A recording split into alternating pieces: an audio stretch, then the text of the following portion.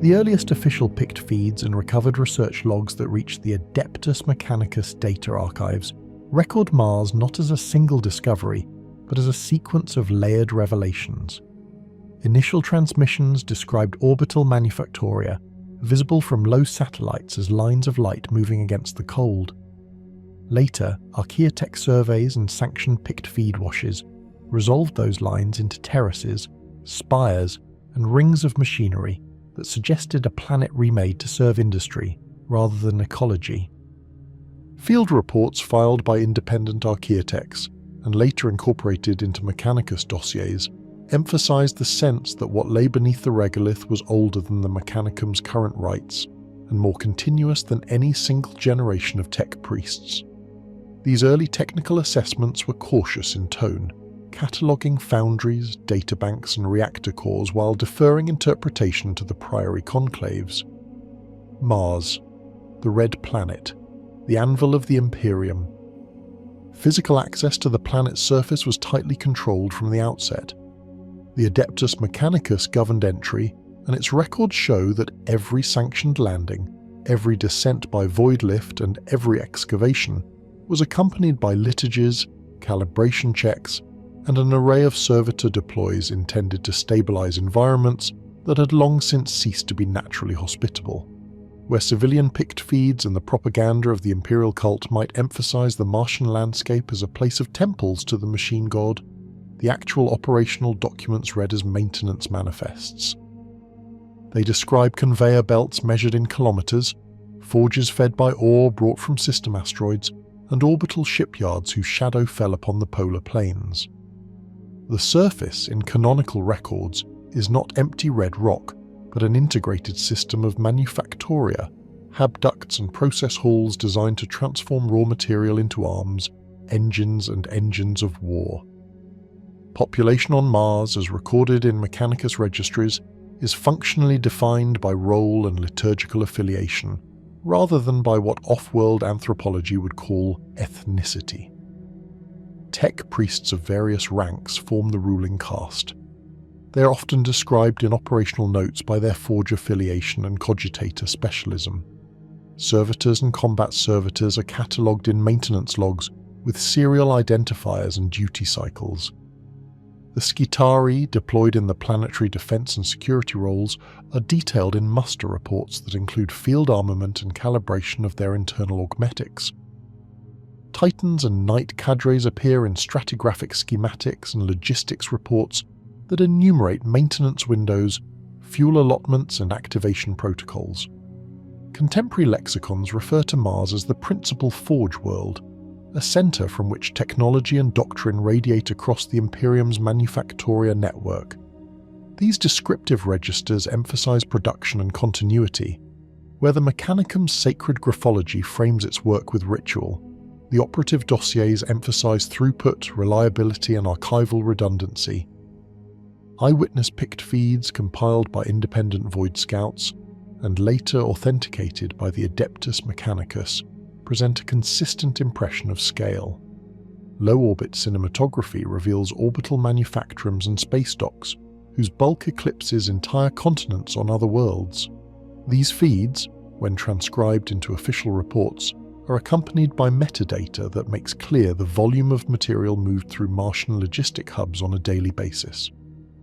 The Battlefleet Solar's proximity and the presence of orbital dry docks are noted in navigation overlays and in the shipping manifests that were later incorporated into administratum ledgers. Canonical references thus situate Mars at the hub of a network of manufacture, repair, and mobilization that directly supplies multiple arms of the Imperium's war machine. The visual evidence, reinforced by transport manifests and Adeptus Mechanicus maintenance logs, anchors Mars's description in quantifiable throughput rather than in metaphor. Archaeological teams authorized by the Mechanicum have focused their investigations on strata, where pre-imperial constructs intersect with later Forge World extensions. Excavation communiques commonly describe layers of alloy and ceramic interleaved with ancient control arrays. Where early analysts sought to date the oldest manufactoria by comparative flux signatures, the priories responded by cataloguing the finds into procedural codices that emphasize the instruments and rites required for safe reactivation. The language of these codices is technical. They list resonant frequencies required to stabilize dormant power cores, the sequence for purging archaic logic vestiges, and the calibration routines for resynchronizing warp-susceptible cogitators. Such documentation renders Mars less as a site of myth, and more as a continuous work in engineering archaeology, an ongoing project of reclamation in which each recovered component is immediately assessed for its utility within current Mechanicum processes. Reports that address the human dimensions of Martian life are more circumspect. Field dossiers that describe individual tech priests, electors, and servitor technicians do so with the brevity of operational notes, height, implant arrays, ritual affiliations, competence assessments, and assignment histories.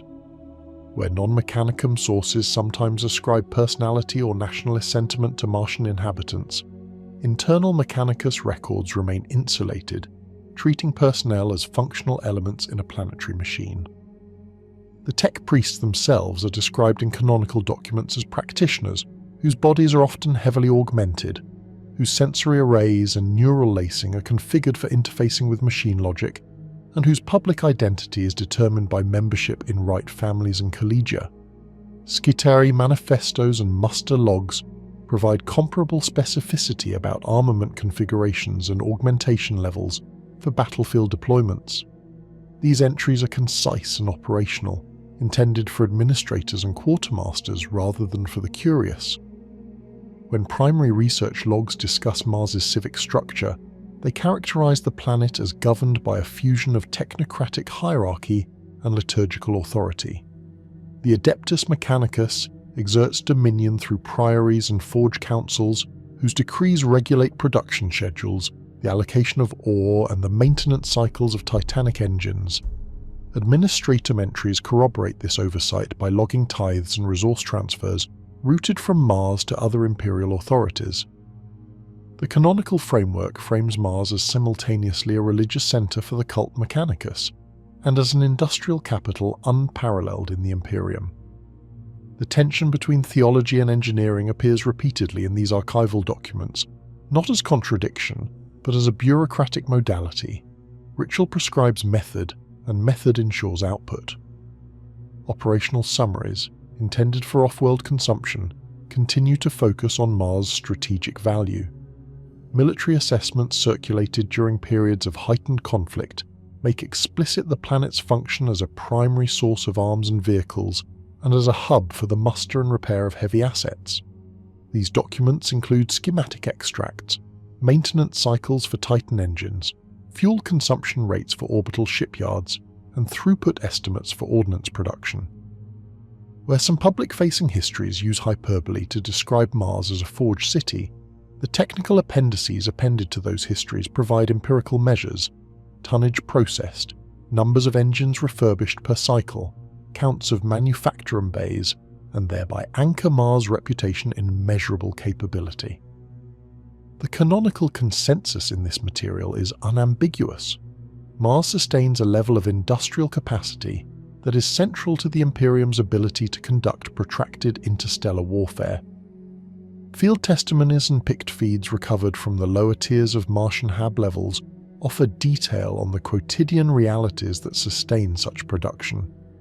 Logbooks collated from hab block managers and service servitors describe power rerouting protocols during blackouts, inventory shortfalls in critical alloys, and the prioritization algorithms that determine which manufactoria receive restored power first. These operational fragments, while technical, reveal a planetary system that depends on tightly scheduled redundancy. They show an environment where the margin for error is small and where ritual maintenance is integrated with industrial contingency planning. The sources repeatedly underline that Mars' continuity of production depends not only on grand engines and orbital docks, but on routine procedures, minute calibration work, and the steady hands or calculated routines of those who maintain the planet every day.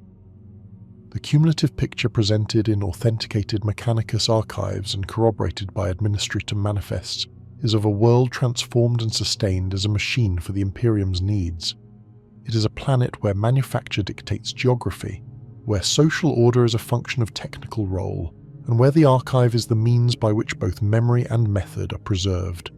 For researchers and archivists who study Mars from a temporal remove, the planet appears less as a civilization fixed in time, and more as an ongoing engineering project shaped by centuries of maintenance and selective recovery.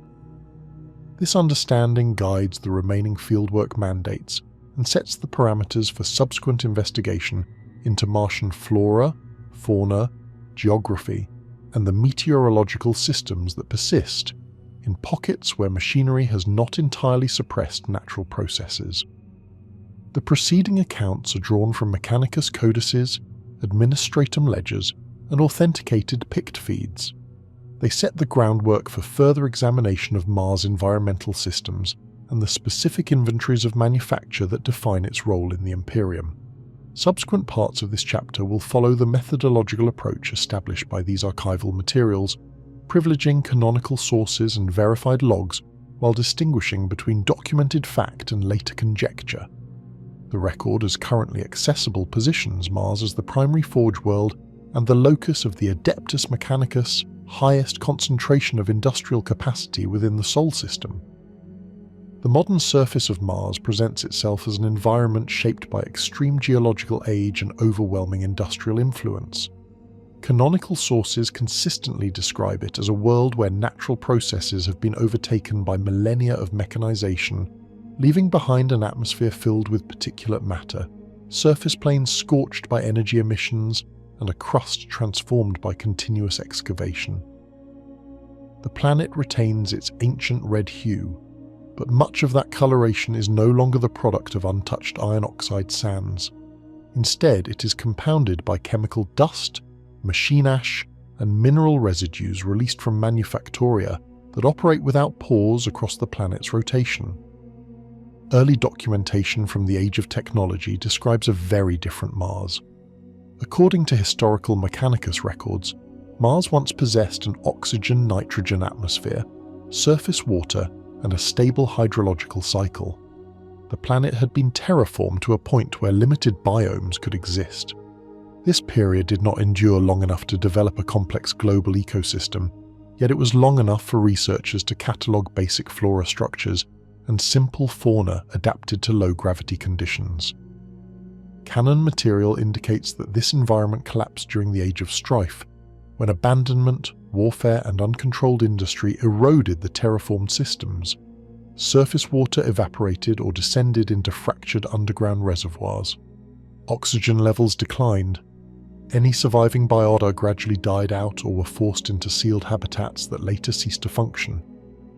The geography of current-era Mars reflects the combined influence of ancient natural formation and artificial modification. The planet's gravity remains approximately 38% of Terra's value, an attribute that affects every human structure built upon it. Industrial towers rise at heights that would collapse on higher gravity worlds. Forge cathedrals stretch across kilometers of terrain without requiring reinforcement typical of equivalent structures elsewhere.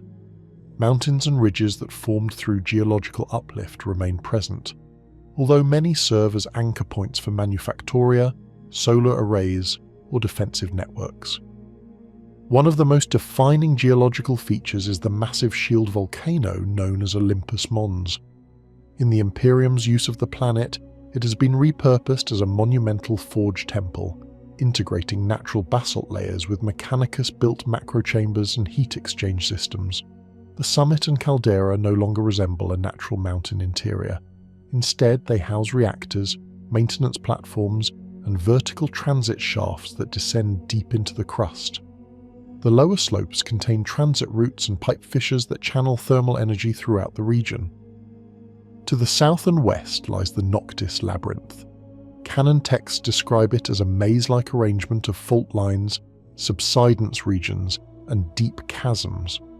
These features date back to early planetary formation, but their current appearance is heavily impacted by excavation.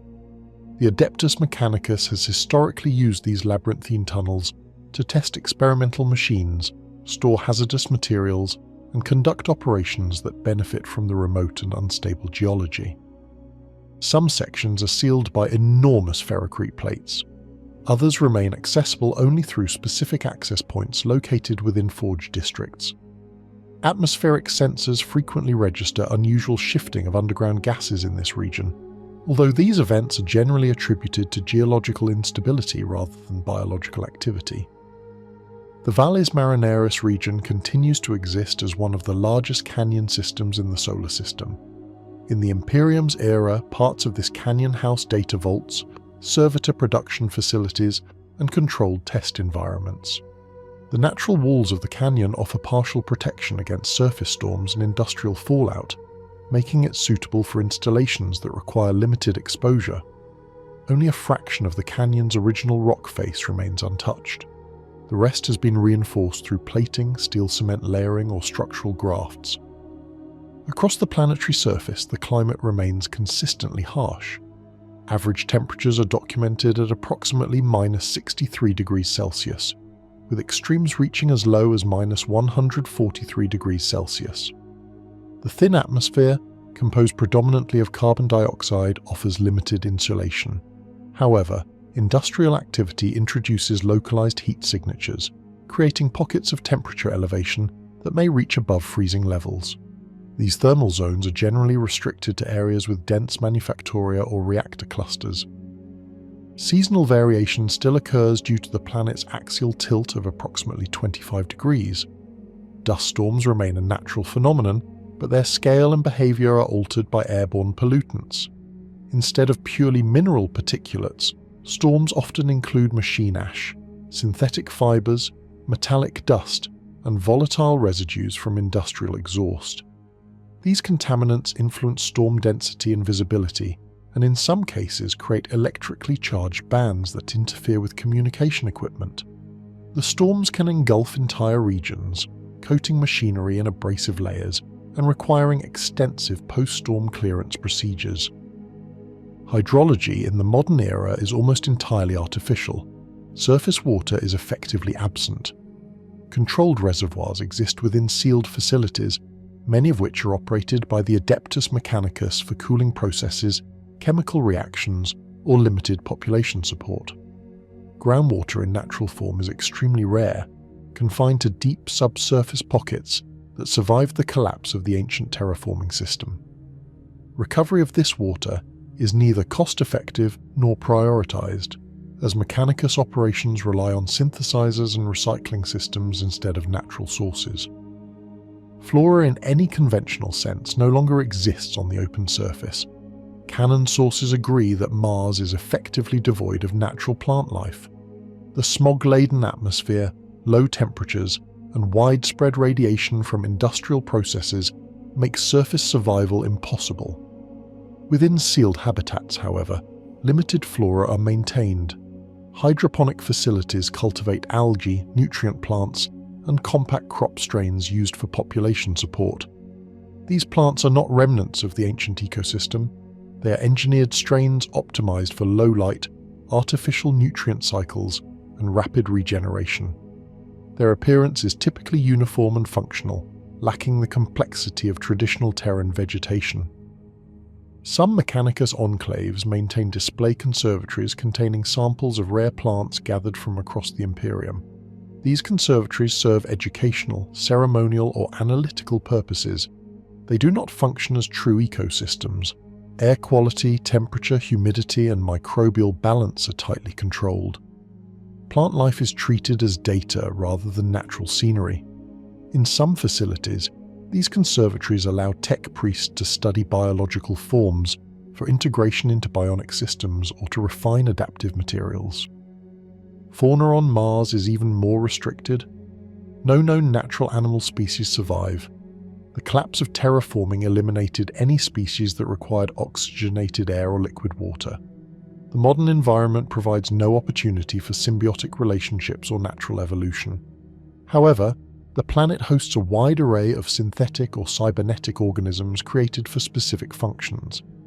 Many of these take the form of servo skulls, maintenance drones, crawler constructs, or custodial servitors.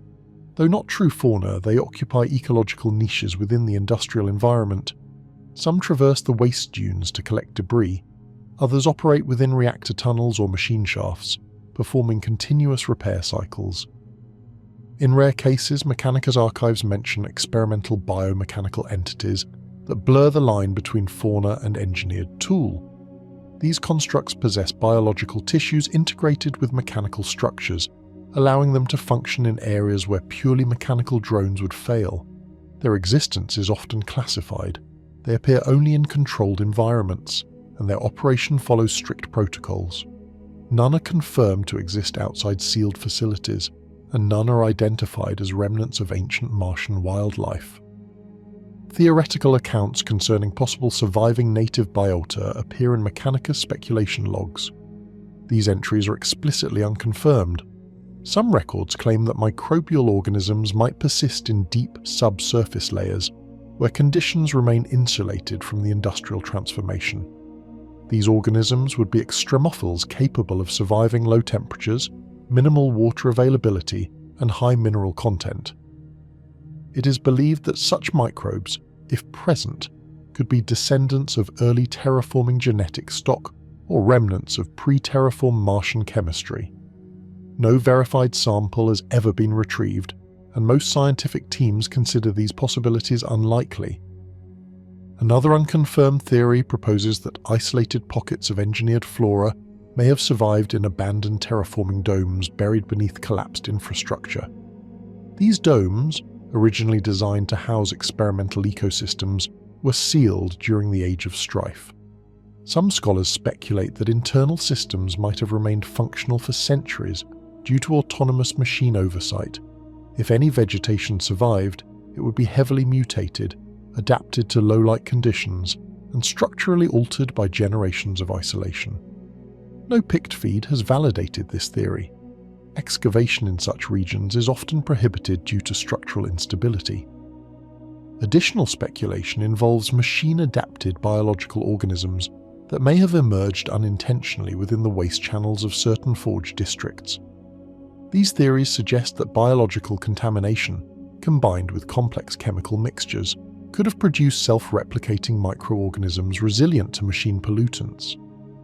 The Adeptus Mechanicus has never confirmed these claims. When such rumours circulate, they are usually dismissed as misinterpretations of chemical film or residual reactive compounds forming patterns that resemble biological growth. Within Inquisition-reviewed documents, a separate category of unconfirmed fauna is occasionally referenced: the existence of low-intelligence, semi-organic machine forms encountered in remote tunnel networks beneath the Noctis labyrinth.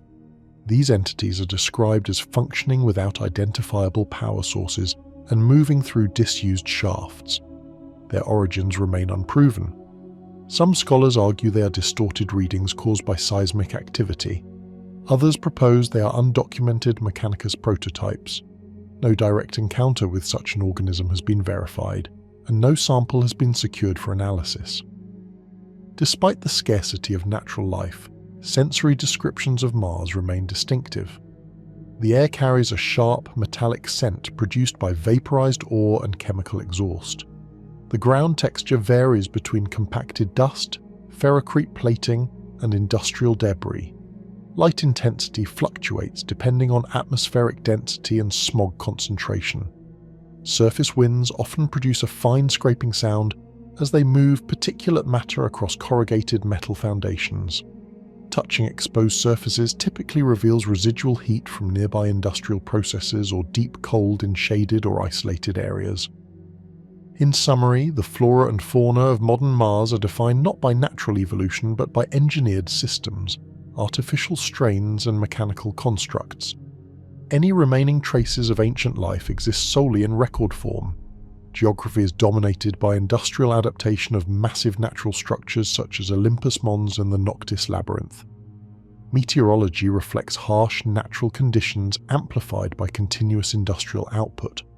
All unconfirmed reports of surviving biological activity remain speculative, with no canonical evidence supporting the existence of natural, self-sustaining Martian ecosystems in the current era. The defining events that shaped Mars across its long imperial history formed a pattern of cycles: catastrophe, followed by stabilization, followed by renewed escalation. each leaving structural marks on the planet that persisted long after the specific wars or political shifts faded from common memory. The earliest catastrophic upheaval remained the terraforming failure that ended the first human age on Mars. The collapse of the complex atmospheric systems, the loss of microbial ecology, and the breakdown of planetary infrastructure forced surviving populations into sealed subterranean habitats. The surface became fully dependent on mechanical life support networks and industrial maintenance systems. That early disaster set the stage for everything that came after, because it forced humanity to become dependent on machines long before Terra went through its own dark age. That dependency deepened into a cultural mindset, then hardened into ritual, and eventually crystallized into the machine cult. The rise of the cult Mechanicus during the Age of Strife became the next major turning point. The fusion of surviving technoclans into a unified creed under the growing mythos of the machine god reshaped Mars from a fractured wasteland into a planet-spanning theocracy defined by strict hierarchies, doctrinal protocol, and semi-ascetic devotion to technological purity. The recovery of standard template constructs, the rediscovery of forgotten manufactoria, and the consolidation of the priesthood's digital ritual archives allowed the planet to slowly reassert dominance over its surrounding forge moons and orbital production chains. Every successful recovery of a lost technology became a sacred moment, recorded with the precision of scripture. This phase cemented Mars' identity, but also sharpened its borders. Collaboration with off-world powers became nearly impossible. Communication with Terra collapsed entirely, leading to centuries of mutual suspicion, broken contact, and parallel cultural evolution. The arrival of the Emperor during the Great Crusade marked another critical transformation. The Treaty of Mars was not merely a diplomatic agreement, it was the first time the cult Mechanicus and the growing Imperium recognized each other as equal powers, each with non-negotiable authority within their own spheres. The exchange of rights and demands, STC access for military alliance, religious autonomy for industrial support, shared technological sanctuaries for standardized distribution of war gear, formed the backbone of all later imperial industrial logistics. The treaty also ended millennia of isolation and forced Mars to confront the broader Milky Way once more. The integration was not seamless. Entire sects resisted. Some enclaves fell to internal purges, but the agreement held, and its consequences spread far beyond the Sol system. A later shock struck during the Horus Heresy. The schism of Mars and the rise of Kelb or Hal shattered the planet more deeply than any external invasion could have. The Mechanicum split into opposing factions, each believing they carried the true interpretation of the machine god's will. The Dark Mechanicum's sudden surge of demon tech, corrupted logic engines, and techno-ritual sabotage ignited open warfare across the planet's hives and forge sectors. Titan Legions turned their cannons upon each other. God engines dueled inside industrial canyons lit by weapons discharge and ruptured plasma conduits. Data looms became battlegrounds. Entire manufactoria collapsed internally after corrupted machine spirits tore themselves apart. The destruction was so widespread that scars from the Civil War still marked Mars 10,000 years later.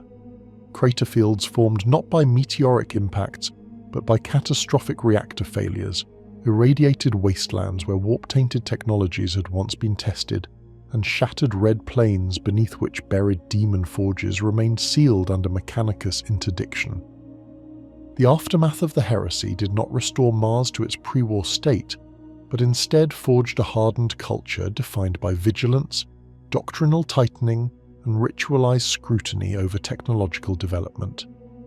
Eldar artifacts, xenotech remnants, and warp-reactive materials became the subject of new regulation. Machine priests developed more rigid systems to prevent internal corruption. The Fabricator General restructured planetary hierarchy to reduce the risk of a second schism, although internal factions still existed in subdued, often clandestine forms. Mars emerged wounded, but its industrial capacity remained vital to the Imperium. The Great Crusade's dissolution forced the planet to adopt a defensive stance, guarding its own manufactoria while supporting imperial war efforts across the galaxy. In time, Mars grew into the symbolic and practical heart of all Imperial industry, a position it never relinquished. In the millennia that followed, Mars became the Imperium's prime anchor of technological continuity. Every innovation, every recovered relic, and every major mechanical development passed through Martian archives for evaluation. The planet's geostructural stability continued to degrade slowly due to deep drilling, atmospheric chemical imbalance, and millennia of industrial pressure. But the Mechanicus compensated by adding new supports, expanding hive networks, reinforcing crustal fault points with adamantium pillars, and using geothermal siphons to stabilize temperature bands in key manufactoria districts. Mars did not simply survive through engineering, it persisted through ritual, memory, and cultural inertia.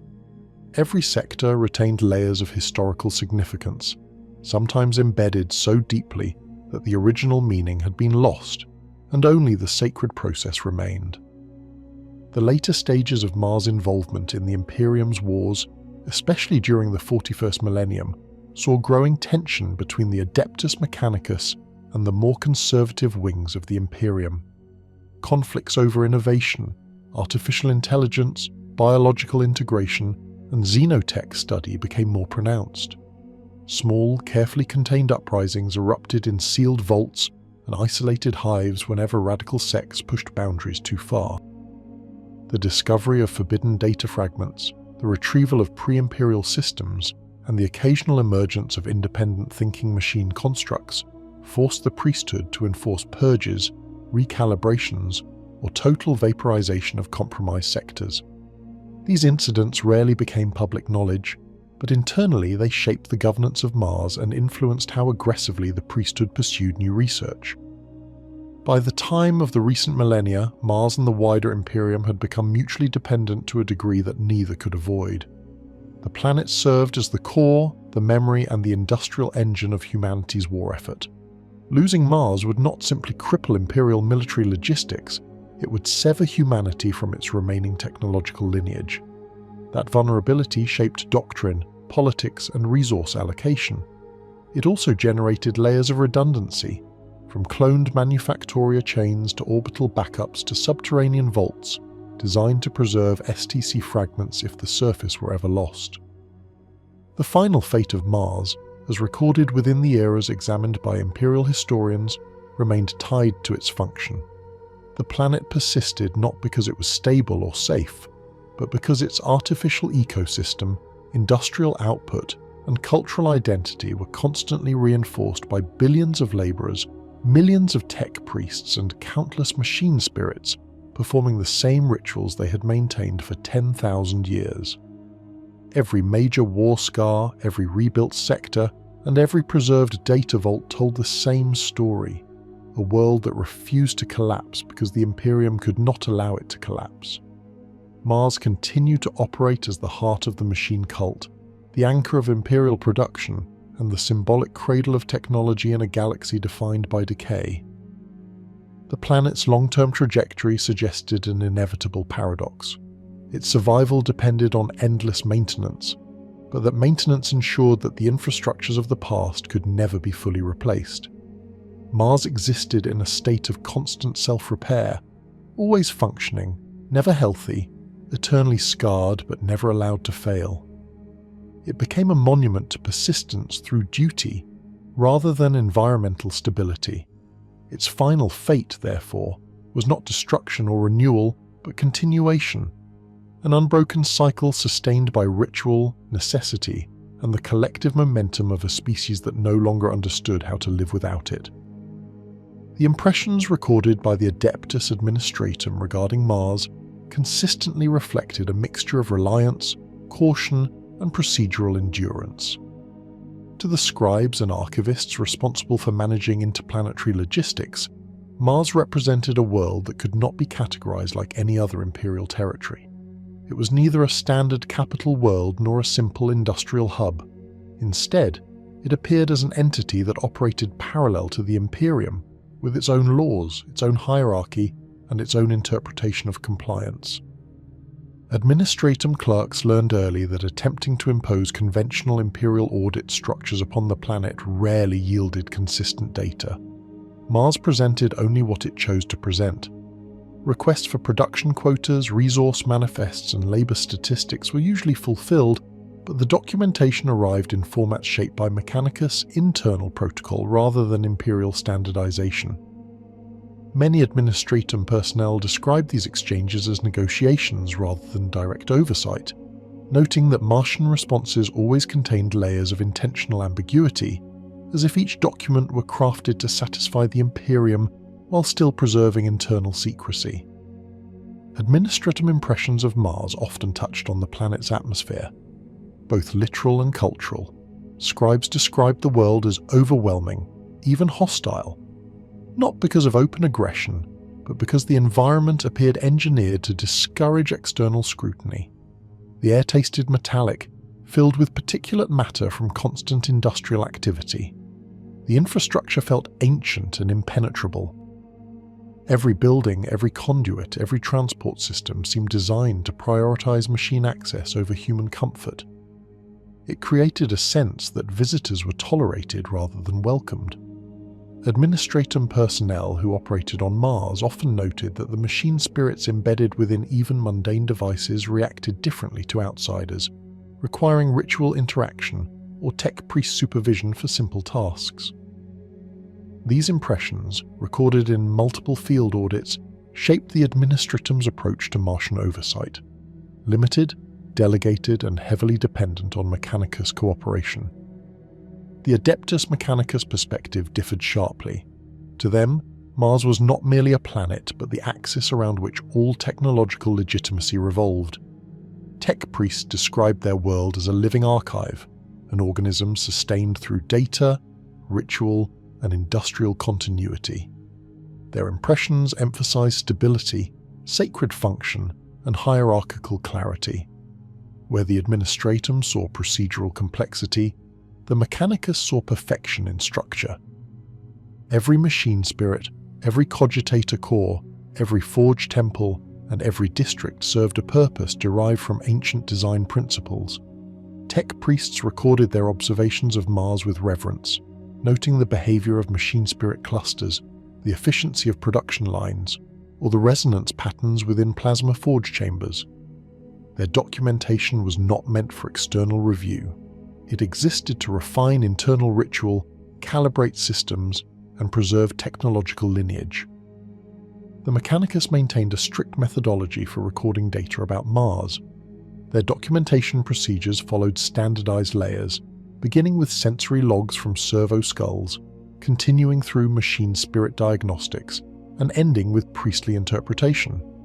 Each recorded detail passed through filtering algorithms before being added to the planetary archive. These layers created a form of data sanctity. Information was not merely collected but transformed into doctrinal truth. This process ensured consistency across Martian sectors, even when the underlying conditions differed or when machine spirits recorded anomalous readings. The priesthood prioritized coherence and lineage over raw transparency. Every log became part of a broader pattern, reinforcing established frameworks of understanding. The administratum's procedures, by contrast, lacked access to these internal layers and thus relied on surface-level reports. Their documentation began with personnel observations, material counts, and verification of Martian submissions. These were cross-referenced with orbital AUSPEC scans, fleet supply manifests, and historical data points from prior years. The emphasis rested on maintaining continuity in imperial logistics, rather than understanding the deeper structure of Martian activity. Administratum clerks often noted that discrepancies were common but rarely actionable. Mars produced what it promised, even if the pathway to that production remained opaque. As long as output matched expected quotas, the Imperium considered the documentation sufficient, even if internal accuracy remained questionable. The differences in procedure created an unusual dynamic. Administratum documentation described Mars as inconsistent, highly specialized, and resistant to conventional audit. Mechanicus documentation described Mars as flawless, orderly, and guided by principles beyond standard human comprehension. These contrasting perspectives formed a dual record, both accurate within their own frameworks. The Imperium relied on both versions, one for political management, the other for technological continuity, never fully reconciling the gap between them. When administratum personnel attempted to understand Mechanicus documentation methods, they encountered barriers rooted not in secrecy but in incompatibility. Mechanicus data relied on logic sequences that required machine-embedded cognition to interpret. Even simple maintenance logs used code forms derived from pre-imperial languages, layered with binaric inflection and symbolic meaning. Administratum efforts to decode these structures often resulted in partial translations at best. Some documents appear to shift meaning depending on the authority level of the viewer, implying deliberate cryptographic reinforcement tied to rank. Other records contained prayer fragments woven into numeric sequences, blurring the line between data and ritual. For the Mechanicus, this fusion represented completeness. For the Administratum, it represented an insurmountable technical barrier. The Administratum's attempts to impose procedural oversight sometimes created tension. When production delays occurred, Administratum auditors questioned scheduling, resource distribution, or maintenance cycles, but these inquiries often met with curt explanations from local priests citing machine spirit unresponsiveness, ritual recalibration, or doctrinal purification. These terms satisfied Mechanicus' internal structure, but provided little clarity to imperial officials. Over time, Administratum personnel learned that pushing for deeper answers achieved nothing and often generated further delays. The most successful auditors adapted by adopting a deferential posture, requesting documentation in the form preferred by the priesthood, and avoiding challenges to internal procedure. This adaptive behavior became an unofficial standard, ensuring cooperation without provoking unnecessary conflict. Despite these friction points, both institutions recognized that Mars occupied a unique and irreplaceable role within the Imperium. Administratum records noted repeatedly that disruption of Martian function, whether through conflict, civil disorder, or doctrinal instability, posed a direct threat to the survival of imperial governance. The Mechanicus acknowledged this indirectly through increased layers of archival redundancy, expanded sanctification protocols, and strict procedural discipline. Each institution understood the fragility of the system, even if neither expressed it explicitly. Their impressions converged on a singular conclusion: Mars must remain operational, regardless of internal tension. The procedure of documentation between the two institutions ultimately formed a functional balance. Administratum records provided a stable but limited picture of planetary performance, suitable for imperial governance. Mechanicus archives preserved the deeper truth of the planet's internal structure, accessible only to those initiated into the priesthood. Together, these overlapping layers created a dual record that mirrored the relationship between Mars and the wider Imperium, interdependent, asymmetrical, and sustained through mutual necessity rather than transparency. The narrative that emerged from these combined impressions shaped the understanding of Mars throughout imperial history. Administratum personnel perceived the world as an overwhelming sacred industrial entity whose inner workings were best left untouched. Mechanicus personnel perceived it as the cradle of knowledge and the anchor of technological continuity. Both were correct within their own fields of vision.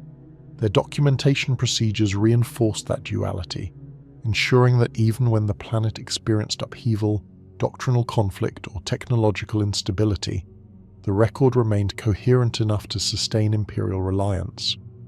Mars endured not because its systems were flawless, but because its documentation, fragmented as it was, created the perception of order. The geological understanding of Mars within the Imperium came from centuries of combined Administratum field studies and Mechanicus internal analysis. The planet's crust showed clear evidence of artificial alteration layered over natural formations that originated long before the Age of Strife. Early surveys conducted during the Great Crusade observed that the upper crust contained basaltic regions, shaped by ancient tectonic instability. Yet these natural patterns were interrupted by heavy industrial reinforcement. forge networks had been fused directly into the crust, creating hardened strata composed of ceramite traces, plasteel composites, and metallic veins left behind by millennia of mechanized construction. These materials were not accidental byproducts. They formed structural supports that stabilized major forges and manufactoria clusters against the planet's naturally weak tectonic activity. Administratum geological teams described these hardened networks as unnatural continuities, noting that they extended far deeper than typical industrial structures. Some sections reached depths that would normally require advanced tunneling technology beyond the reach of most Imperial worlds. The Mechanicus never disclosed the original designs, but scattered documentation suggested that many of the deeper shafts and reinforced cavities predated the unification of Terra. This implied that the earliest settlers of Mars, or the proto-Mechanicum factions that preceded the modern cult Mechanicus, had already begun reshaping the planet long before the Imperium's formation.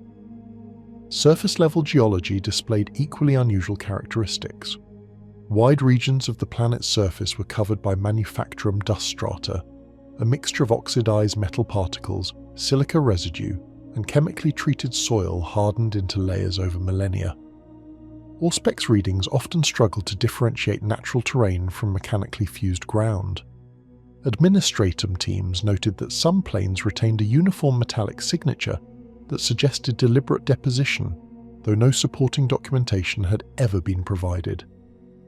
The Mechanicus described these regions as stabilized production platforms, designed to support heavy macro-industrial loads without shifting or erosion. Beneath these layers, ancient lava tubes formed from Mars's early volcanic activity extended in vast networks. Many of these natural formations were repurposed as conduits for power distribution or data transmission.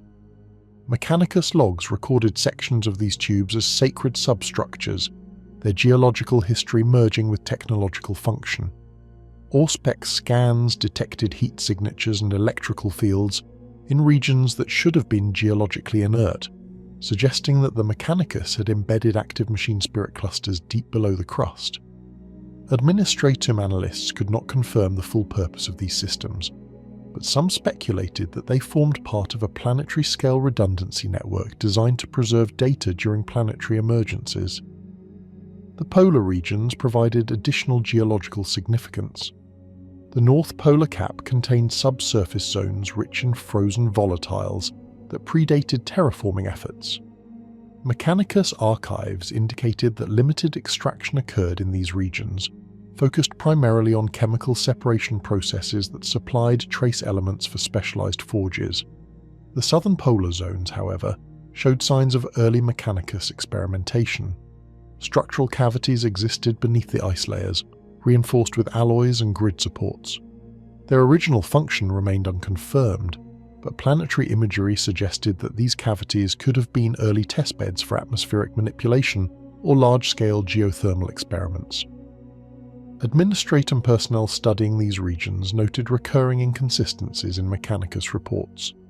Some geological logs referenced isotopic readings that suggested large-scale energy experiments had been attempted during the Age of Strife, perhaps related to attempts at restoring the Martian atmosphere. Other documents contradicted these findings entirely, claiming no major experimentation had taken place. Because the Mechanicus treated the deeper layers of Martian history as doctrinal records rather than scientific archives, establishing a unified geological timeline proved difficult. Administratum analysts eventually categorized these inconsistencies as either suppressed records or fragmented pre-imperial documentation. Geological analytics extended beyond the planet's crust and reached into the submantle zones, where Mechanicus seismographs detected microtremors that followed unnatural rhythmic patterns. These patterns did not correspond to tectonic movement. Instead, they aligned with industrial activity cycles. The implication was that some of Mars's deepest structures were not geological features, but mega-scale machines integrated into the planet's foundational layers. Mechanicus personnel described these zones only in indirect phrasing, referencing internal systems that maintained planetary stability and preserved industrial continuity. Administratum records listed these features as unverified, but potentially critical to the planet's structural integrity. The strategic value derived from this geological foundation became clear through comparison to other Forge worlds. Mars offered a rare combination of mineral composition, structural stability, and industrial reinforcement that few planets could match. The hardened crust supported Titan-class manufactoria, gravitic foundries, and plasma reactors capable of operating continuously for centuries. The natural mineral content of the mantle included trace elements essential for plasma regulator construction and energy transfer materials that could be refined only under precise thermal conditions.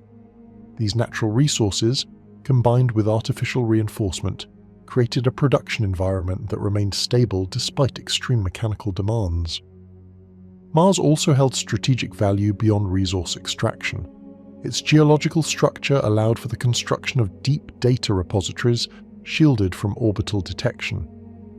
Mechanicus archives stored in submantle cavities were resistant to thermal shock, kinetic bombardment, and electromagnetic disruption.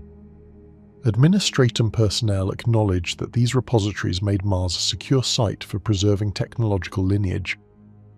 Even during wartime, when orbital attacks threatened surface-level structures, the deeper archives remained intact. Some sections of these data vaults were rumoured to contain pre-imperial schematics, lost technologies, or standard template construct fragments, though no imperial audit had ever confirmed such claims. Administratum documents categorized these as unverified but plausible, given the planet's historical significance. The planet's position within the Sol system enhanced its strategic worth. Mars sat at a distance that allowed rapid deployment of manufactured war material to Terra or outward toward the segmentum solar. The stability of its crust made it an ideal anchor point for shipyards, orbital assembly networks, and planetary defense arrays. Administratum analysts often described Mars as the Imperium's industrial counterweight to Terra's administrative focus. Terra governed, Mars built. This dual structure ensured that no single breach could destabilize both command and production simultaneously. Geological data further indicated that the deeper layers of the planet acted as natural insulators for energy transmission.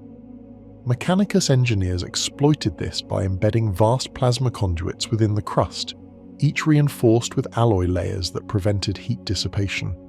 This allowed the planet to sustain continuous industrial output even during peak demand cycles.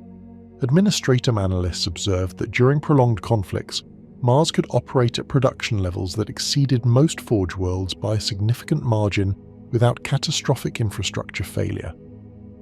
The geology, already resilient from natural formation, had been engineered over millennia into a near-perfect industrial substrate. The strategic value extended into the realm of resilience. Mars could sustain extreme atmospheric shifts, orbital bombardment, or industrial overload without collapsing. Its crust contained enough reinforced pockets and heat-stabilized zones to remain functional even if major sectors were compromised. Administratum projections claimed that in a worst-case scenario, Mars could continue producing vital equipment for decades with only partial surface functionality. Mechanicus projections were even more optimistic, suggesting centuries of resilience under controlled machine spirit guidance. Together, the geological findings and strategic analysis painted a consistent picture. Mars was not merely a Forge world, but a constructed industrial organism, shaped over thousands of years into a planetary engine capable of sustaining the Imperium's technological backbone. Its natural mineral composition provided the raw foundation. Its artificial reinforcement provided the structural endurance. Its archives, conduits, and subcrustal systems provided the continuity that allowed the Imperium to survive technological stagnation. For both the Adeptus Administratum and the Adeptus Mechanicus, these qualities justified the planet's protected status and explained its central role within the Imperium's logistical and military network. The resources available on Mars were shaped by a combination of natural geology and deliberate planetary engineering. Administratum surveys recorded that the planet's crust retained many of the basaltic and iron-rich formations common to early Sol system planets, but these existed beneath layers of industrial sediment and reinforced strata. The planet's surface deposits contained extensive quantities of oxidized iron, silica compounds, and trace metals embedded within red dust plains that covered much of the terrain. The Mechanicus used these deposits for refining ferrous alloys and for creating stabilizing materials used in the construction of manufactoria foundations. While these resources were not unique, the ease of access and the massive industrial infrastructure made them highly valuable. Beneath these upper layers lay resource pockets that were shaped by both natural processes and thousands of years of extraction work. Administratum geological teams noted that certain mantle-adjacent regions held concentrations of rare isotopes associated with thermal regulator construction, plasma reactor components, and power transfer materials. These elements existed in minute quantities, but the Mechanicus had developed precise extraction processes that allowed them to harvest and refine the materials even at low concentrations. Data from monitored extraction sites showed that the yield was consistent enough to support large-scale reactor production across multiple forges. Another significant resource came in the form of geothermal energy. Mars's mantle still held enough thermal activity to support high-output steam and plasma generation systems. Mechanicus logs referenced entire subsectors of the planet powered by deep geothermal integration points that connected to reactor spines embedded in the crust. Through these networks, heat from subterranean reservoirs was converted into electrical and plasma energy used to run manufactoria complexes. Administratum analysts described Mars as one of the few forge worlds capable of sustaining this kind of continuous power distribution without relying solely on imported fuel or orbital energy collectors. These resources, however, represented only part of the planet's significance. The Mechanicus placed equal value on the scientific and technological potential that Mars offered. The planet had served as the birthplace of the cult Mechanicus, and its laboratories, research sanctums, and data vaults held records that predated the unification of Terra. Many of these archives were encoded in layered script patterns that combined machine logic with archaic linguistic structures. Administratum analysts attempted to decipher these formats but made little progress, noting that even minor segments required Mechanicus approval to access. Despite these restrictions, the presence of these records indicated that Mars contained technological knowledge that could not be replicated elsewhere. Scientific study extended to the planet's atmospheric history. Mechanicus climatology units continued to monitor the planet's thin atmosphere, comparing modern CO2-heavy composition with preserved data fragments from the age of technology. These comparisons were used to refine environmental control systems and to analyze past terraforming attempts. Administratum observers noted that research in this field did not aim to restore Mars to a more habitable state, but to understand how ancient atmospheric models functioned and how they could be adapted for controlled environments on other worlds. Another area of scientific value involved the planet's deep infrastructure. Over time, extensive subterranean networks formed a layered archive of industrial evolution. Administratum engineers recorded at least 3 distinct eras of construction technology visible within the deepest tunnels. The earliest structures resembled industrial chambers excavated during the first terraforming periods. Above these were reinforced zones associated with the pre-imperial Mechanicum, marked by early plasma distribution lines and heavy support beams containing alloy traces not commonly found in later eras. The topmost layers consisted of modern Mechanicus designs, with conduits, resonance fields, and integrated machine spirits supporting forge functions. From the perspective of the Administratum, these layers offered a case study in long-term planetary industrialization. Each stratum reflected a specific technological era, providing insights into how planetary-scale machinery developed over thousands of years.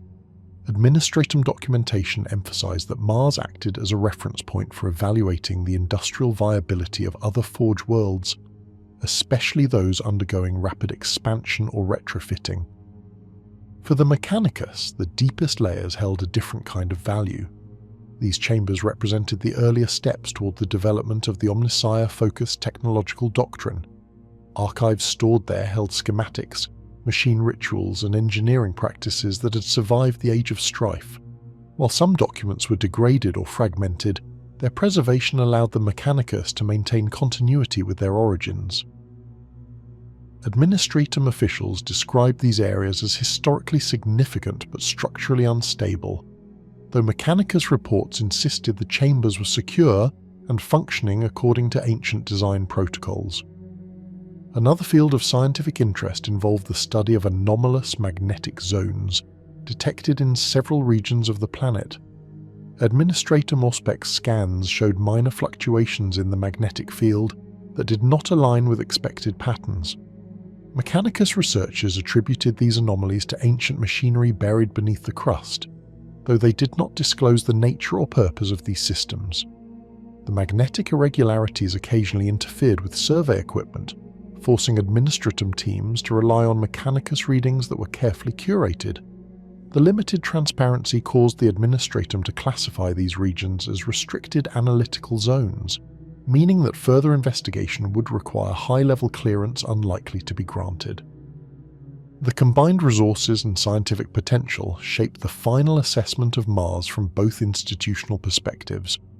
Administratum final evaluations described Mars as the most strategically valuable industrial site within the Imperium, surpassed only by Terra itself in administrative importance. They emphasized that the planet's mineral composition, geothermal capacity, and reinforced crust allowed it to maintain production levels unmatched by most Forge worlds. They also noted that Mars held a level of structural resilience that ensured continuity even under extreme conditions, making it essential to the stability of the segmentum solar. From the Mechanicus perspective, the planet represented more than an industrial hub. It was a central repository of their technological identity.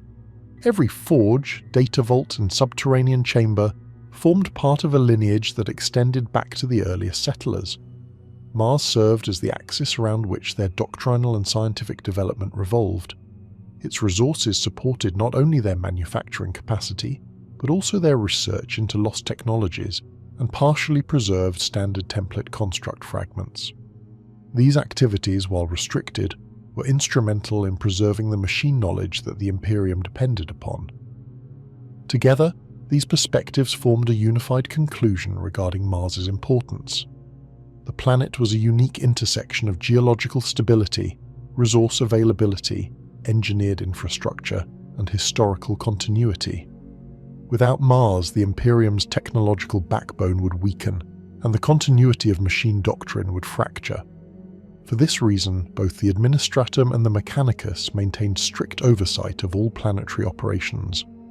Their final joint assessment categorized Mars as irreplaceable, functionally indispensable, and structurally engineered to serve as the Imperium's primary industrial engine for millennia to come. Inquisitorial assessments of Mars developed slowly, shaped by limited access and carefully controlled observation windows.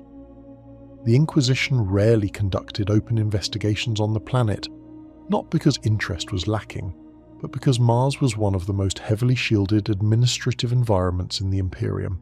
Every request for data, every sanctioned survey, and every attempted deployment had to pass through Adeptus Mechanicus channels before reaching an operational stage. This filtering process created early impressions that Mars did not simply resist oversight, it structured the very nature of what oversight could look like. For inquisitorial observers, this became the first notable finding. Mars was accessible, yet every aspect of access existed on Mechanicus terms. Initial impressions compiled by various ordos noted that the planet projected a sense of engineered stillness. Not silence, since the forges generated constant mechanical sound, but a controlled uniformity. Each region operated according to fixed industrial cycles that remained consistent across decades. The consistency itself drew interest, because worlds with comparable industrial capacity routinely showed fluctuations in output or infrastructure strain. Mars appeared immune to such inconsistencies. The Inquisition documented this stability as a distinguishing planetary trait, suggesting that the internal systems governing production, extended much deeper than publicly acknowledged. Observers recorded that the sequence and timing of these cycles operated with machine-like precision. Atmospheric disturbances caused by large manufactoria vents appeared at predictable intervals. Energy surges detected within the forge networks aligned with stable patterns that did not deviate even under planetary emergencies elsewhere in the Imperium. Inquisitorial analysts found no irregularities in these cycles, but the absence of variance was identified as an anomaly. They concluded that either the Mechanicus had perfected cycle management far beyond the standards found across the Imperium, or other systems existed beneath official documentation. Inquisitorial teams that visited the surface under full clearance reported that Mars did not resemble a conventional planetary environment. There were no transitional zones or areas of mixed development. Instead, the planet presented distinct operational sectors arranged in linear progressions. Some areas were dedicated entirely to excavation, others to energy transfer, others to manufactoria output. The transitions between these zones lacked any gradual shift. They presented abrupt changes, as if each region had been built according to separate operational templates. Some inquisitorial analysts believed these transitions indicated layered construction undertaken during disparate periods of Mars's history, while others suggested they pointed to deliberate compartmentalization. Atmospheric studies conducted by Inquisition-approved Auspex teams recorded recurring anomalies in the upper atmosphere. These anomalies manifested as faint structured ionization patterns that appeared and disappeared with regularity. The Mechanicus attributed them to industrial exhaust dispersal systems cycling through atmospheric stabilization protocols. However, inquisitorial analysts noted that the patterns contained consistent geometric structures not typically associated with random exhaust behavior. Though the patterns did not persist long enough to analyze further, they recurred with too much regularity to dismiss. Internal reports described them as structured events lacking clear purpose, though harmless. Another observation came from thermal readings of the planet's subsurface zones. When conducting deep scan Auspex sweeps approved only under joint authorization, inquisitorial teams identified pockets of heat beneath the crust that did not align with any known geothermal source. The temperatures were stable, steady, and without natural variance. This suggested manufactured heat signatures rather than geological ones. Mechanicus officials insisted these readings represented thermal bleed-off from deep industrial reactors. The Inquisition noted, however, that some of the signatures were located in regions with no documented reactor presence. These discrepancies were marked for continued observation, although expanded scanning requests were consistently denied. Inquisitorial impressions extended into the behavioral patterns of the planet's population. Tech priests of Mars displayed degrees of uniformity rarely observed even among other Forge worlds. Although variation existed in the forms of cybernetic enhancement, the underlying operational mannerisms were consistent. Their speech patterns, movement pacing, and procedural approaches exhibited a kind of synchronized efficiency. Inquisitorial observers recorded that this uniformity was too consistent to be the result of cultural influence alone. Some believed it reflected broader machine integration protocols practiced on Mars specifically. The Mechanicus provided no clarifying documentation. Investigators also noted that certain individuals showed behavioral shifts when approaching specific regions of the planet, especially deep forge zones and archival sanctums. These shifts manifested as heightened ritual precision, altered pacing, and increased reliance on Binharic speech. Observers described these changes as abrupt, as if triggered by proximity rather than voluntary adoption. The Inquisition did not classify this as a threat, but it was documented as an unexplainable finding related to environmental or systemic influence. A recurring theme in Inquisition reports involved the presence of unexplained electromagnetic distortions. During several sanctioned visits, field equipment experienced short intervals of interference in zones that were not registered as high-energy sectors. The distortions did not damage equipment, but introduced measurable static and signal fragmentation. The Mechanicus attributed this to internal energy conduction protocols. Inquisitorial teams, however, noted that the distortions followed consistent patterns that suggested deliberate modulation rather than random interference. Some analysts proposed that these distortions acted as a form of coded transmission or internal monitoring grid. Without access to Mechanicus encryption, this hypothesis remained unconfirmed. Another point of interest involved the planet's archival structures. The few times an inquisitorial specialist was granted access to Mechanicus-controlled data repositories, the entry conditions were highly restrictive. Only specific corridors were authorized for passage, and every data vault was protected by multiple layers of machine spirit-controlled systems. During these visits, some observers reported sensations of low-frequency vibrations resonating through the floors and walls. These vibrations did not match any known ventilation or energy transfer systems typically found in Forge architecture. The Mechanicus claimed the vibrations were inconsequential byproducts of deep planetary reactors. The Inquisition accepted the explanation publicly, but noted privately that the vibrations appeared localized and patterned, not widespread. Further observations centered on the chronological inconsistencies within the deepest layers of Martian construction. Inquisitorial architectural analysts noted that some foundational structures beneath the planet's oldest forges used building methods that did not match any known pre-Imperial Mechanicum construction style. These structures exhibited smooth surfaces, unusual alloy combinations, and internal reinforcement arrangements that did not correlate with documented engineering practices. The Mechanicus acknowledged these formations as remnants from early terraforming eras, but offered no detailed historical clarification. For the Inquisition, these inconsistencies indicated either lost records or deliberate historical omission. Unexplainable findings also emerged during orbital observation sessions. From geosynchronous stations, Inquisitorial Auspex platforms occasionally detected brief energy pulses emanating from the planet's deeper regions. These pulses were faint, well below the threshold of weaponry or industrial malfunction, yet structured. They appeared at intervals too irregular to correspond with industrial cycles, but too patterned to be categorized as natural. Attempts to triangulate the precise origin were obstructed by interference from the Martian noosphere. When asked for clarification, the Mechanicus described the pulses as machine spirit maintenance signals and assured that they had no operational significance. The Inquisition marked them for future review. Another notable phenomenon involved the perceptual effects recorded by select inquisitorial agents. While not classified as warp influence or psychic phenomena, several individuals noted momentary sensations of environmental pressure when entering certain inner sanctum complexes. These sensations resembled mild atmospheric constriction or directional force shifts, despite atmospheric readings remaining stable. There were no signs of warp signatures, no indications of psychic bleed, and no environmental hazards. The sensations passed quickly, but left enough of an impression for investigators to document them.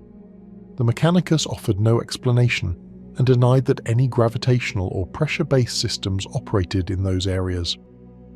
Over time, these accumulated observations produced a consistent inquisitorial impression. Mars was stable, ordered, and operationally transparent on a macro level. On a micro level, however, the planet contained layers of information, structure, and function that were not fully accessible.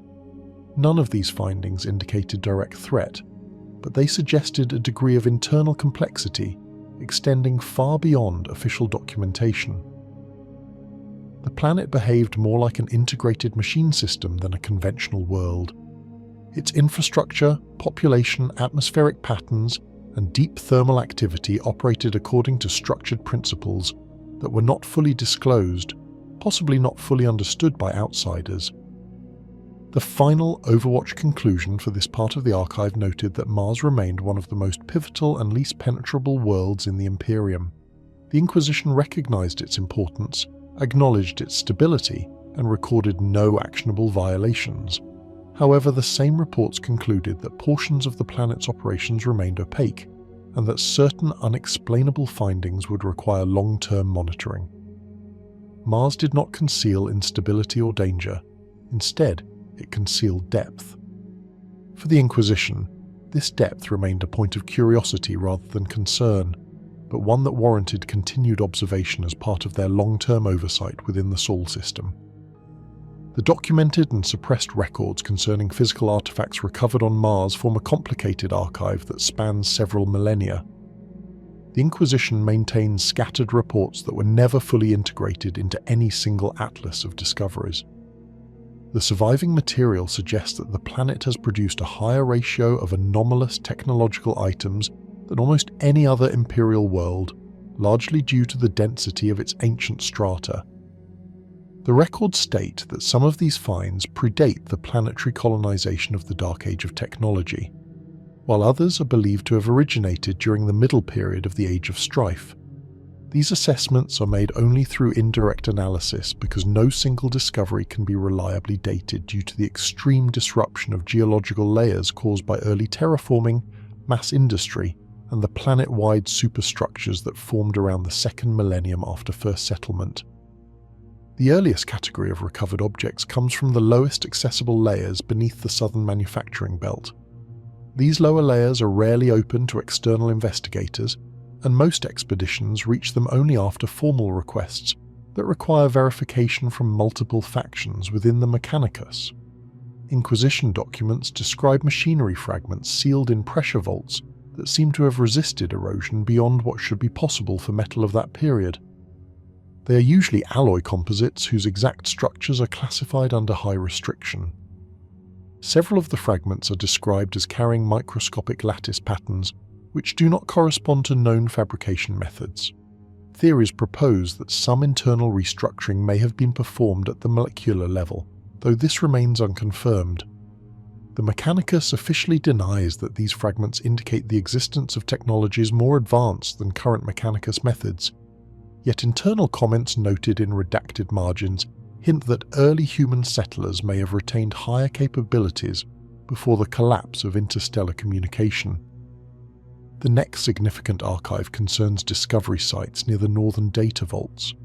These vaults were constructed during the first unification with Terra, and excavation beneath them remains strictly controlled.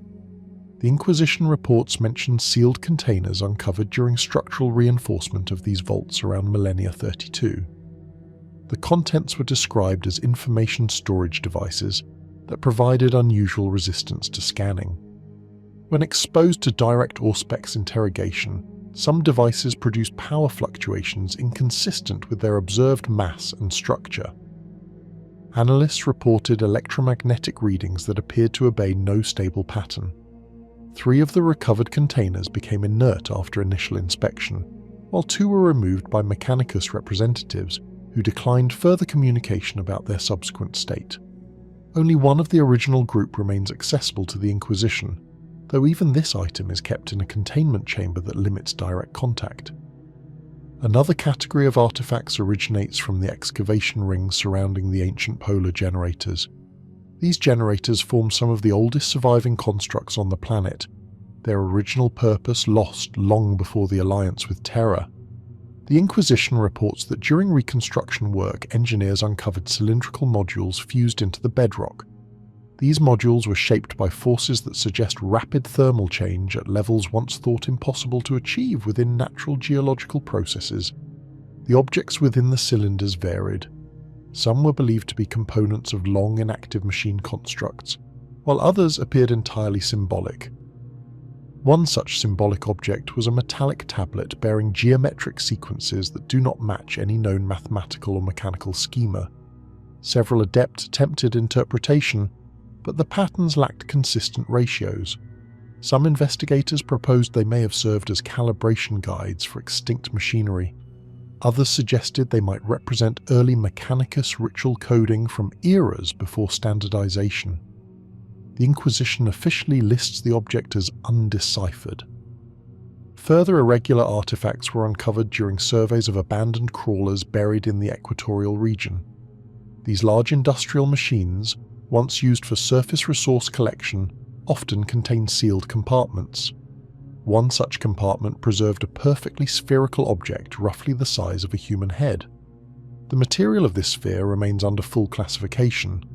Observers noted that its surface absorbed light rather than reflecting it, and generated slight vibrational feedback when touched. An initial test indicated that the sphere emitted a faint hum whose frequency varied depending on proximity to metallic surfaces. Later experiments showed similar frequency shifts when the sphere was exposed to psyker presence. This raised concerns within the Order Hereticus, leading to immediate transfer into a containment vault free of psychic interference. The object produced no further anomalous readings after relocation, causing some to speculate that its previous behavior was an artifact of environmental conditions. No consensus has been reached. The Inquisition also maintains restricted logs describing discoveries within sealed tunnels beneath the primary Manufactorum complexes. According to one archived report, an exploration team encountered a door made from an unfamiliar composite. The door, once exposed, crumbled into powder when touched, leaving behind a single device resting on a pedestal. The device was shaped like a flattened oval, with a smooth, unbroken surface. When an adept attempted to remove it, the object briefly projected a luminous outline of its immediate surroundings. This projection lasted for several moments before disappearing permanently. Subsequent attempts to recreate the reaction failed. The Mechanicus argued that the projection was a malfunction caused by the exposure of aged circuitry to unexpected stimuli, yet the report noted that the light formation displayed perfect spatial alignment with the chamber, indicating deliberate function. The Inquisition did not receive access to the device afterward. It was transported to a sealed forge facility with no confirmed follow-up. Several reports from the Ordo Xenos reference artifacts that may contain influence from non-human sources. These reports appear sporadic and heavily redacted, sometimes noting that traces of unknown elements were found embedded in machinery thought to originate exclusively from early human settlement. No specific conclusions were recorded. Some agents speculated that off-world traders during the Age of Strife may have introduced foreign technology. Others suggested the possibility of hybrid components resulting from desperate repairs during long periods of isolation. Due to the lack of evidence, all claims remain unverified. Knowledge suppression forms a significant portion of this part of the Martian archive. Many documents involve research efforts halted after indirect or concerning results. In one investigation, a team studying a crystalline shard recovered near deep mining tunnels reported that the shard reacted to fluctuating electromagnetic fields. The reaction manifested as faint pulses of color within the object. Analysts considered this an unusual but manageable effect. However, later tests recorded abrupt changes in pulse pattern, coinciding with the emotional state of nearby personnel. Although correlation does not prove connection, the Inquisition ordered immediate sequestration of the shard. Official reasoning stated that its influence could not be reliably isolated. The Mechanicus contested the withdrawal, claiming no psychic properties were present, yet no further access was granted. The shard remained stored in a null-field container. Another suppressed study concerns fragments of structurally impossible metal recovered during microdrilling of ancient subsurface layers. These fragments displayed tensile strength exceeding theoretical limits based on their atomic arrangement. Investigators attempted to reverse engineer the structure, but the material became brittle when isolated from its matrix. Multiple attempts to replicate its properties failed. The Mechanicus subsequently sealed the site, and documentation shifted to a restricted tier. Some analysts wrote in private notes that the fragments may represent transitional technology between the early industrial period and later Mechanicus standardization, but these statements were removed from the primary text. One of the most disputed set of artifacts involves a group of small mechanical insects discovered in a collapsed maintenance tunnel. The insects were metallic constructs composed of segmented plates, with internal wiring remarkably intact. They appeared dormant and non-functional. When taken to a secure analysis chamber, several insects briefly emitted sparks of internal movement before becoming inert once more. Examination revealed that each insect contained a miniature power source with no clear activation method. The Inquisition requested transfer for long-term containment, but the Mechanicus declined, citing internal jurisdiction. Months later, The responsible forge facility submitted a notification stating that the insects disintegrated during testing. No independent verification was permitted. The original Inquisition observers remain unconvinced by the explanation. Some censored records reference objects that produced effects resembling data transfer without any interface. In one instance, a technician assigned to examine a smooth metallic rod reported sudden influx of visual impressions unrelated to his surroundings. These impressions included imagery of red landscapes, towering machinery, and silhouettes of individuals performing mechanical rites. The technician claimed he did not recognize any of the scenes. The rod itself displayed no physical anomalies. A later psychological assessment determined that the impressions might have been hallucinations triggered by stress or environmental contaminants. Despite this assessment, the incident prompted immediate removal of the rod to an unknown location. The Inquisition concluded that the event warranted further study, but no follow-up has surfaced. Within other sealed archives, fragmentary records detail the discovery of an immense cog-shaped component beneath an older planetary relay. The object's diameter exceeded 30 human paces and carried no visible seams. Inspectors noted that it seemed impossible to determine where the surface ended and its internal structure began. Attempts to cut or analyze the object using standard methods left no marks. The Mechanicus transported it to a deep vault, and the Inquisition received only minimal status updates. Several decades later, a short note in a separate archive suggested the object had begun emitting low-frequency vibrations, though the note provided no context and appeared without author identification. The vibration report remains unverified.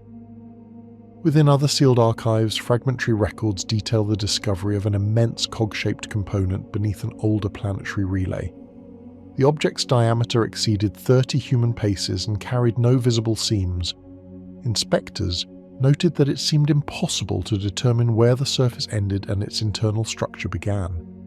Attempts to cut or analyze the object using standard methods left no marks. The Mechanicus transported it to a deep vault, and the Inquisition received only minimal status updates. Several decades later, a short note in a separate archive suggested the object had begun emitting low-frequency vibrations, though the note provided no context and appeared without author identification. The vibration report remains unverified. Knowledge suppression is a recurring pattern throughout the planetary structure. Many research efforts are paused abruptly after initial observation. Often the only remaining evidence of a discovery is a brief summary in an Inquisition dossier with most content redacted. Several agents have commented that Mars possesses a depth of undocumented artifacts unmatched by any other world in the Imperium.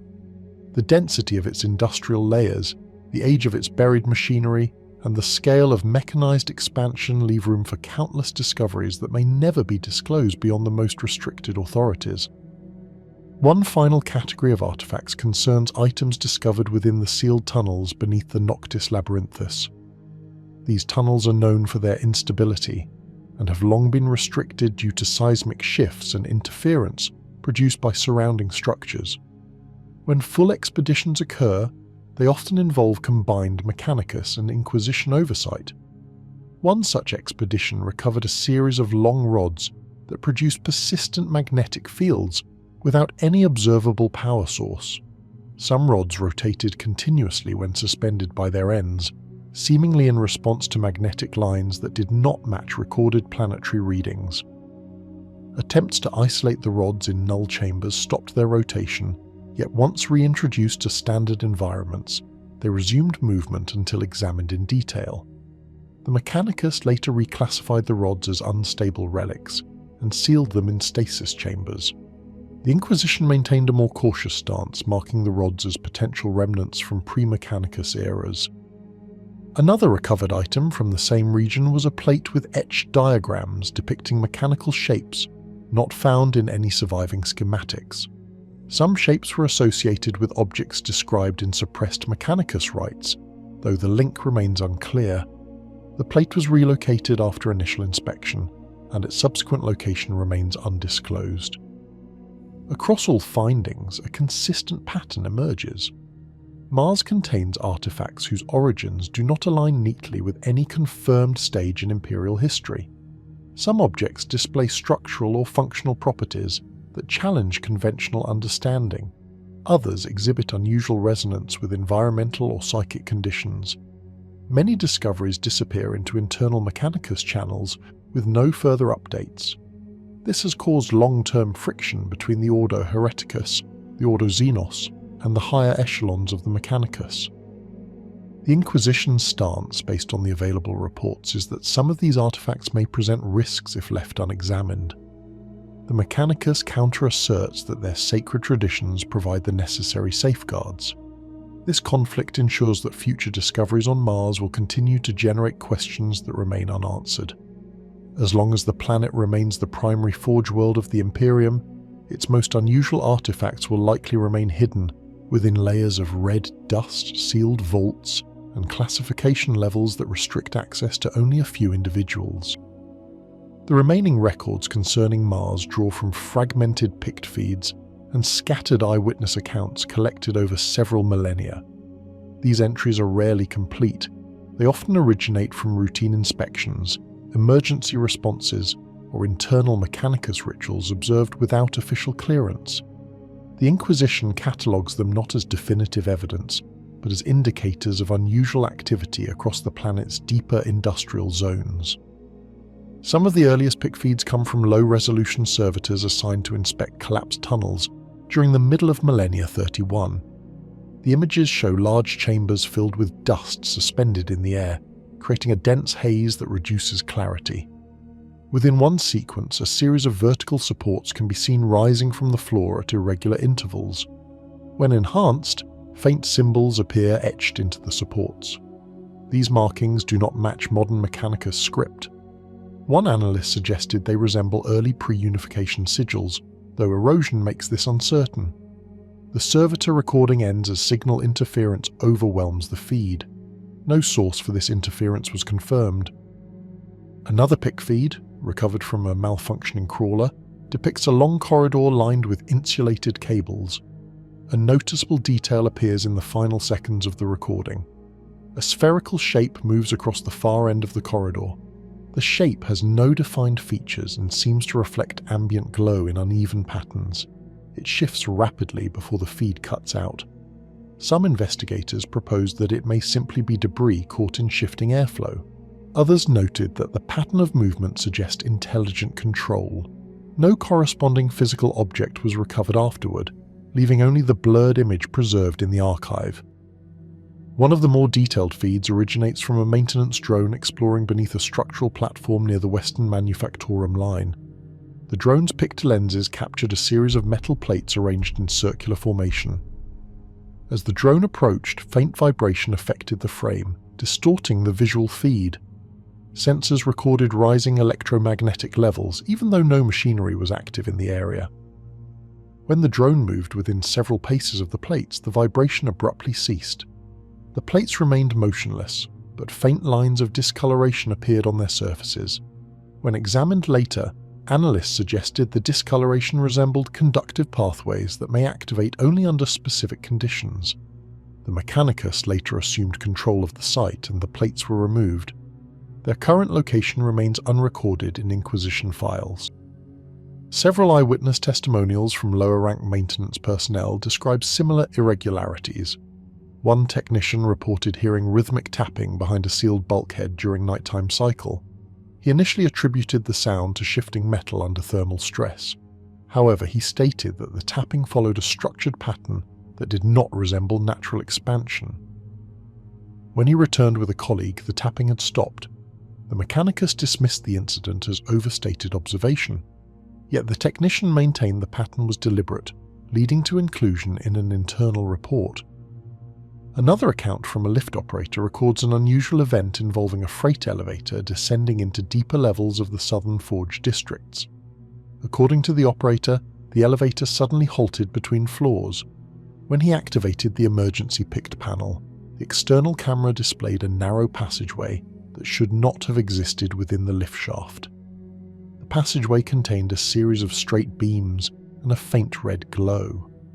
Before the operator could respond, The camera feed dissolved into static and the elevator resumed movement. Inspection teams dispatched later reported no passageway and found the shaft structurally consistent. The operator underwent a psychological evaluation that showed no notable impairment. The event remains unexplained. A different set of testimonials originates from members of an auxiliary survey group assigned to map older tunnels near the Noctis Labyrinthus. One surveyor reported seeing a humanoid silhouette standing at the far end of a corridor. The figure did not move or respond to verbal calls. The surveyor approached cautiously, but as he neared, he realized the figure lacked depth and resembled a projection or shadow cast from an unknown source. His pic recorder showed only darkness in that direction. When investigators reviewed the full sequence, no figure appeared in the visual archive. The discrepancy between visual perception and recorded data prompted further inspection of the corridor, but nothing abnormal was found. Additional pict feeds show unusual reactions within active manufacturum lines. In one feed, a set of automated arms pause for several seconds during normal operation. This pause does not align with any scheduled override. While paused, the arms reposition themselves into a symmetrical alignment before resuming their standard routine. Technicians reviewing the footage rejected intentional design, noting that no such alignment is required for the assigned task. There is no indication that machine spirits were malfunctioning, nor were there environmental triggers recorded. The Mechanicus later classified the incident as an unremarkable error, though the Inquisition retained a copy of the footage as part of broader pattern tracking. Some of the most scrutinized reports involve energy fluctuations near sealed chambers that date back to early terraforming eras. Several picked logs show faint luminescent arcs tracing the outlines of doors or access panels. These arcs appear for only a fraction of a second before disappearing. Instrument readings gathered during the same intervals show brief increases in ambient power levels. The arcs do not correspond to any known safety indicators or machinery warnings. No direct access to these chambers is permitted, leaving the cause of the luminescence unclear. In certain cases, eyewitnesses describe visual effects that do not appear in picked data. One example comes from a group of transport workers who reported seeing a translucent shape drifting above a conveyor route. They described the shape as a smooth curve of light that elongated slowly before fading. The workers recorded the event with personal devices, but the recordings show only a clear passageway. Evaluators attribute the event to optical distortion caused by heat rising from the conveyor, although the workers maintained that the shape behaved independently of airflow. Another testimonial comes from a repair crew working on a malfunctioning reactor regulator. The crew leader recalled a sudden temperature drop within the chamber. He stated that the pressure gauges flickered without external cause. When he turned to check the regulator, he saw a brief pulse run across its surface, similar to a ripple traveling through metal. He initially suspected a power surge, but diagnostic logs showed no interruption or spike during that period.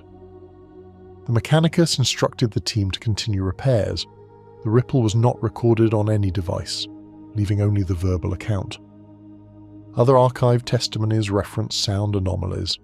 Some workers heard low-frequency vibrations that resembled distant machinery, even in sections where all systems were inactive. Others heard static bursts similar to corrupted Vox signals. These audio events rarely appeared on formal logs, yet they occurred frequently enough for the Inquisition to note them as recurring background irregularities. One of the more complex incidents involved a picked feed from a drone exploring submerged cooling ducts near the polar generators. The feed displayed a long pool of condensed water collecting along the base of the duct. As the drone moved forward, ripples appeared across the water surface as if displaced by an unseen mass. A segment of the feed showed a distortion in the air above the water, bending the light around it. Seconds later, the distortion vanished. Some investigators attributed the ripples to pressure changes within the duct. Others noted that the displacement did not match expected airflow patterns. The duct was sealed after the investigation, limiting follow-up. A final notable sequence comes from a picked report sent to the Ordo Hereticus concerning an anomaly within a sealed archive chamber. The footage shows shelves of ancient components arranged in neat rows. For several moments the feed remains stable. Suddenly a faint red glow appears at the center of the chamber. The glow intensifies briefly before collapsing into darkness. No heat spike, power discharge, or physical change was recorded. The Mechanicus claim the glow was due to reflection from a malfunctioning security lumen. The Inquisition marked the event as unresolved. These reports, though inconsistent and often inconclusive, form a pattern recognized by multiple Inquisition branches. Mars contains zones where machinery, environmental conditions, and ancient structures create interactions that are not fully understood. Some events may have mundane explanations that remain undiscovered due to incomplete data. Others suggest remnants of technologies or mechanisms whose operation predates modern Mechanicus doctrine. From the Inquisition's perspective, the planet remains an essential yet unpredictable cornerstone of the Imperium. The density of its industries, the age of its foundations, and the presence of sealed regions layered with forgotten constructs continue to generate anomalies that cannot be neatly categorized. Mars functions as the engine of Imperial survival, but it also houses uncertainties woven into its architecture.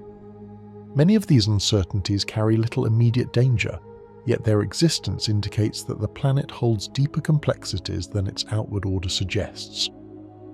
The final assessment within the Inquisition archives concludes that Mars will continue to serve as the primary Forge world, but the planet must also remain under quiet observation, not because of active threat, but because of potential unknowns embedded within its vast infrastructure.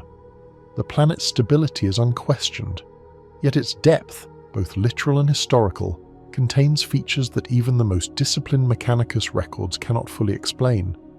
The Inquisition closes its evaluation by noting that vigilance, rather than interference, offers the most effective long-term approach to understanding the remaining questions that Mars continues to generate.